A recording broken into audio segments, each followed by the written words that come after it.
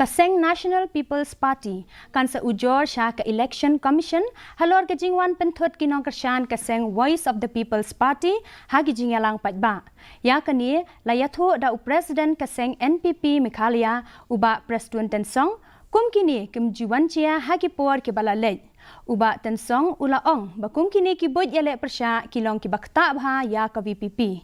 Ha ka weipat kaliang uba tensong ulayada ya ka kartong MP natura ka akata sangma kabala kershan halor ka Citizenship Amendment Bill batmenta ka CAA. Ulaong ba ka akata kala ai Jingkershan hadien ba kala penpausyai baling ba ka kernet ka bahnriu ki jaka hamikalia ken light na kani ka an.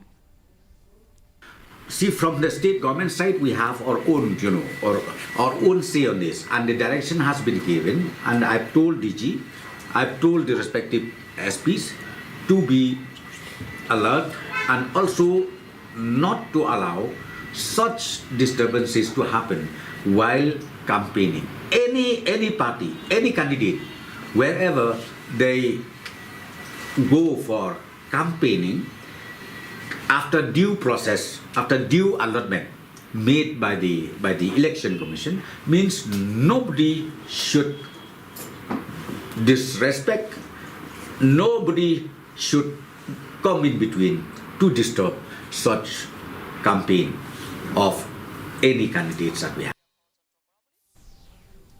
Regional Democratic Alliance